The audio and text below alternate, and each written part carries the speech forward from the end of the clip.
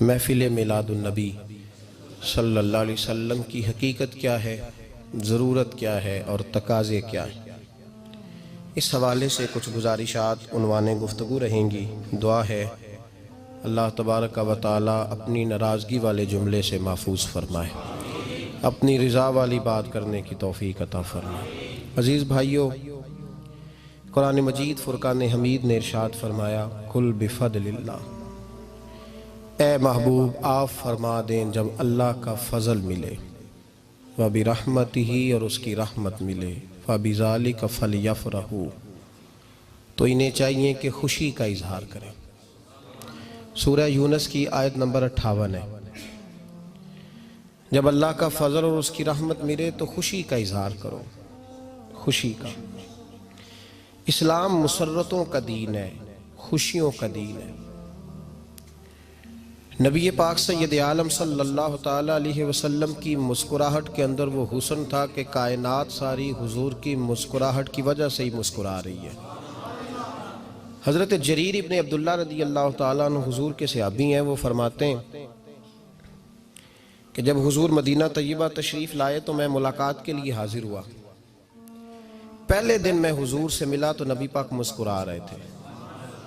پھر 10 سال میں حضور کو دیکھتا رہا،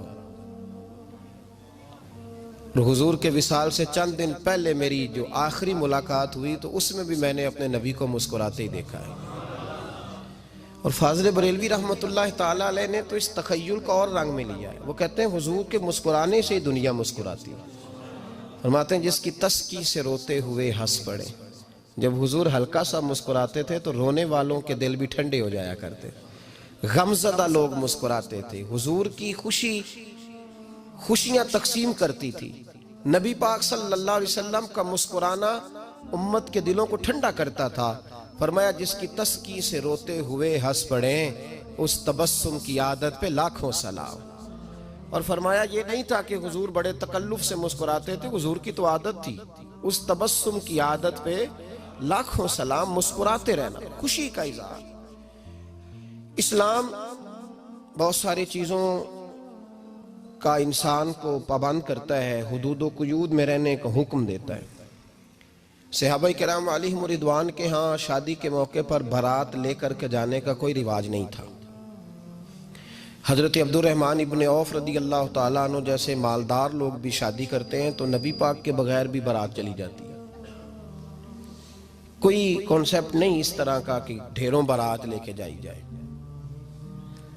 حضرت عبد الرحمن ابن عوف کہتے ہیں میں حضور کی بارگاہ میں آیا تو سفید کپڑے پر پیلا زرد نشان تھا۔ حضور نے فرمایا کیا ہوا، یہ داغ کاہے کا؟ عرض کی حضور کل میں نے نکاح کیا تھا۔ تو محبوب نے جو ارشاد فرمایا اس میں فرمایا بڑی اچھی بات ہے، ولیمہ ضرور کرنا، چاہے ایک بکری ہی ذبح کرنا۔ بارات نہیں لے کے جائی جاتی تھی، ولیمے کا حکم دیا۔ اور بخاری میں نبی پاک نے یہ بھی فرمایا جب تمہیں کوئی ولیمے کی دعوت دے تو جایا کرو۔ اچھا، اب شادی کے موقع پر جو بارات لے کے جائی جاتی ہے تو اگرچہ حضور کی سنت نہیں، لیکن اسے ہم حرام نہیں کہتے، اسے ہم ناجائز نہیں کہتے۔ ہم نہیں کہتے کہ یہ تو نے غلط کیا، اگرچہ لے جانا حضور سے ثابت اس مروجہ انداز میں ثابت نہیں، اس طرح ہمارے ہاں جاتے ہیں، لیکن ہم پھر بھی اسے ناجائز۔ کسی صحابی نے اپنے بچے کی شادی پر اپنے گھر میں لائٹنگ نہیں کرائی، لیکن آپ کو دنیا کا کوئی عالم یہ فتویٰ نہیں دے سکتا کہ لائٹنگ کرانا حرام ہے۔ آپ شادی کے موقع پہ ساری گلی سجا لو، آپ ساری چھتوں پہ لائٹنگ کرا لو، کوئی آدمی یہ آپ کو فتویٰ نہیں دے سکتا کہ شادی کے موقع پر لائٹنگ کرانا جائز نہیں۔ کبھی سنا ہے آپ نے کسی سے؟ بولیے یہ جائز ہے، جائز پیسے ہیں تو ٹھیک، بلکہ میں اس سے آگے بڑھتا ہوں، اس سے تھوڑا اور آگے جاتا ہوں۔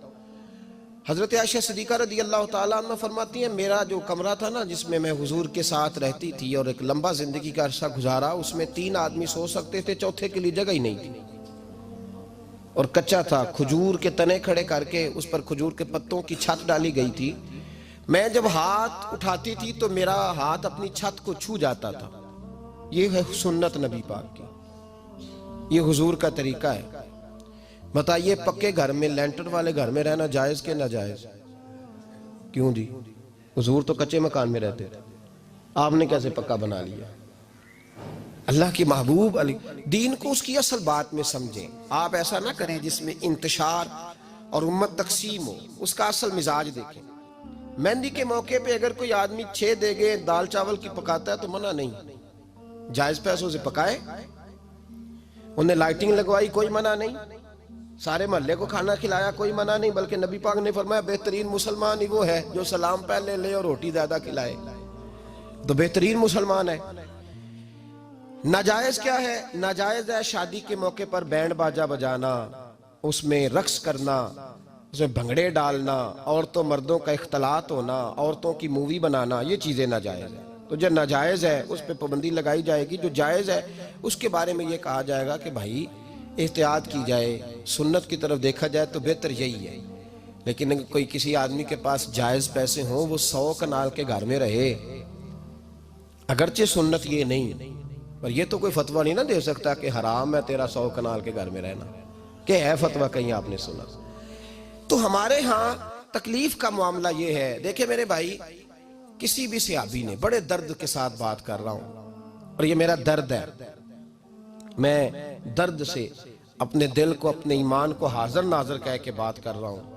امت بٹ جاتی ہے ہر موقع پہ یار، ہر جگہ ہی تقسیم ہو رہی ہے امت مسلمہ.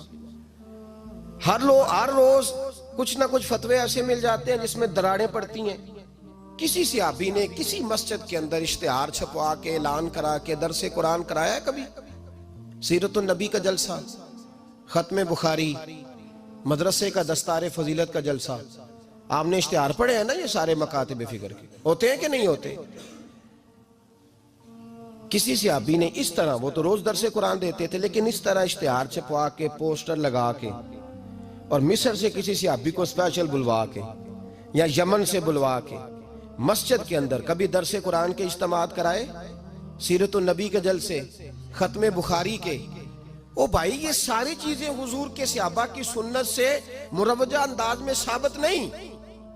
مجھے بتا میرے بھائی، میں درد کے ساتھ تجھ سے سوال کرتا ہوں کہ سیرت النبی کے جلسے میں تو پشاور سے مولانا بلائے، پنڈی سے بلائے، تو گجرات اور کراچی سے لوگوں کو بلا کر کے اگر سیرت کا جلسہ کرائے، اور تو اس میں ایک آدمی کو کراچی سے بلوایا جا رہا ہے تو تو نے اس کو 20,000 کی ٹکٹ بھی دی، اور اشتہار پہ بھی جلسے پہ خرچ ہوا، پھر لنگر بھی پکا، کھانا بھی تو نے کھلایا، نہ تجھے کوئی بیوہ یاد آئی، نہ تجھے کوئی مسکین یاد آیا، نہ تجھے کوئی غریب یاد آیا. حالانکہ کہنا چاہیے تھا نا یہ جو ₹1,00,000 لگ رہا ہے کسی بیوہ کی خدمت کر دینی چاہیے، یتیم کو دے دینا چاہیے. درد کے ساتھ بات کر. سوال میرا یہ ہے کہ وہی کام جو سیرت کے جلسے میں ہوتے ہیں، پہلے تلاوت ہوتی ہے، پھر نعت ہوتی ہے، پھر کسی عالم کا بیان ہوتا ہے، وہی کام صرف نام بدل کے کیا جائے، عید میلاد النبی نام رکھا جائے صلی اللہ علیہ وسلم. یہ میں آپ کے ذہنوں پہ دستک دے رہا ہوں، تقریر نہیں کر رہا، صرف دستک دے رہا. او بھائی دیکھو، ایک آدمی وہی کام نام بدل کے کرے تو جائز ہے، اور اگر اس میں نبی پاک کے میلاد کا نام رکھ لیا جائے یا نعت کا نام رکھ لیا جائے تو پھر مجھے اجازت دے میں تجھ سے سوال کروں کہ صرف تجھے حضور کی تعریف پوری لگتی ہے؟ پھر مجھے اجازت دے کہ میں تجھ سے پوچھوں کہ صرف تجھے نعت اچھی نہیں لگتی؟ پھر مجھے اجازت دے کہ میں تجھ سے پوچھوں کہ تجھے صرف رسول اللہ کے قصیدے اچھے نہیں لگتے؟ دے مجھے اجازت کہ میں تجھ سے سوال کروں کہ جہاں ذکر رسول کی بات آئے وہاں تو پریشان کیوں ہوتا ہے؟ تجھے پتہ ہی نہیں یہ تو وہ ذکر ہے کہ رب فرماتا ہے تم بیان کرو نہ کرو وَرَفَعْنَا لَكَ ذِكْرَكَ، محبوب میں نے خود تیرے چرچے ساری دنیا میں بلند فرما دیے. اور نبی پاک نے پوچھا حضرت جبریل سے کہ چل جبریل تو بتا میری امت کو پتہ چلے رب نے میرا ذکر کیسے بلند کیا ہے. تو جناب جبریل کہنے لگے محبوبہ رب فرماتا ہے میرے نبی سے کہہ دے جہاں جہاں تیرے رب کا ذکر ہوگا وہاں وہاں تیرا بھی ذکر ہوتا رہے گا. یہ تو محتاج ہی نہیں کسی کا. اتنی جلدی لوگ بپھرتے ہیں. اللہ فرماتا ہے قل بفضل اللہ وبرحمتہ فبذلک فلیفرحوا. محبوب ان سے کہہ دو جب اللہ کا فضل ملے، جب اللہ کی رحمت ملے تو خوشی مناؤ. تیرا نہیں مجھے پتا، مجھے تیرا نہیں پتا، لیکن مجھ سے اگر تو پوچھے تو کائنات میں رب کا سب سے بڑا فضل بھی محمد مصطفیٰ ہی ہے، اور سب سے بڑی رحمت بھی محمد مصطفیٰ ہی ہے. وہ دو عالم کی رحمت تھے، وہ جہاں چاہتے وہیں رہتے، یہ تو ان کی مہربانی ہے کہ یہ عالم پسند آیا۔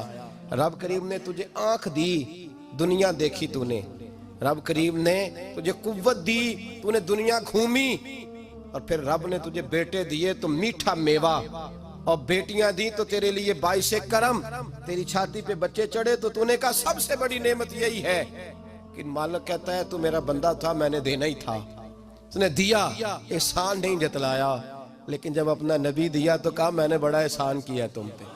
لَقَدْ مَنَّ اللَّهُ عَلَى الْمُؤْمِنِينَ إِذْ بَعَثَ فِيهِمْ رَسُولًا، میں نے تم پر احسان کیا ہے۔ کون دیتا ہے کسی کو محبوب اپنا؟ نہ جانے رب نے یہ کیسے گوارا کیا۔ لَقَدْ مَنَّ اللَّهُ عَلَى الْمُؤْمِنِينَ إِذْ بَعَثَ فِيهِمْ رَسُولًا، اتنا بڑا فضل، اتنا بڑا فضل، فضل بھی حضور۔ اور جب بات رحمت کی آئی تو فرمایا مومنوں صرف تمہیں ہی نہیں، عیسائیوں، یہودیوں، سکھوں، دنیا میں جتنی مخلوق ہے، حتیٰ کہ جانور بھی، حتیٰ کہ چونٹیاں، نباتات، جمادات، ہر چیز، یا اللہ تو نے کیا دیا؟ فرمایا وَمَا أَرْسَلْنَاكَ إِلَّا رَحْمَةً لِّلْعَالَمِينَ، میں جس کا رب ہوں ان سب کے لیے میں نے اپنے نبی کو رحمت بنا کے بھیج دیا ہے۔ بیٹے کے آنے پہ تو مٹھائی بانٹتا ہے، میلاد والے دن تو لائٹیں بند کر لیتا ہے، بیٹے کے آنے پر تو حلوائی بٹھاتا ہے، اور نبی پاک کے نام کی لائٹیں لگی ہوں تو پریشان ہوتا ہے۔ ہم سے کبھی پوچھ تجھے بتائیں، بس نہیں چلتا، ورنہ تاڑے توڑ کے چھتوں پہ لگا دیں۔ بس نہیں چلتا، فرشتوں کو بھی کہیں آؤ ہمارے ساتھ شامل ہو جاؤ، آمد مصطفیٰ مرحبا مرحبا کا نعرہ لگانا ہے، ہمارا بس نہیں چلتا، ورنہ دنیا کی ساری نعمتیں بچھا دیں اور لوگوں کو بتلائیں کہ اصل تو خوشی منانے کا دن ہی آج ہے جب اللہ نے ہمیں اپنا پیارا رسول عطا فرمایا ہے۔ اور ہمارے امام تو کہتا ہے میلاد نہ کر، ہمارے امام نے تو کہا حشر تک ڈالیں گے ہم، حشر تک، یہ 2-4 دن کا تو پروگرام ہی نہیں ہمارا، حشر تک ڈالیں گے ہم پیدائش مولا کی دھوم، اور مثل فارس نجد کے کلے گراتے جائیں گے، خاک ہو جائیں عدو جل کر مگر ہم تو رضا، دم میں جب تک دم ہے ذکر ان کا سناتے جائیں گے۔ ہمارا تو 1-2 دن کا پروگرام ہی نہیں۔ اور پھر سنو کتنی بڑی نعمت ہے۔ حضرت عباس سے کسی نے کہا تھا اللہ کی سب سے بڑی نعمت، تو بخاری اٹھانا، فرمانے لگے محمد نعمت اللہ، بخاری ہے بخاری، فرمایا محمد اللہ کی سب سے بڑی نعمت ہے، صلی اللہ، یہ سب سے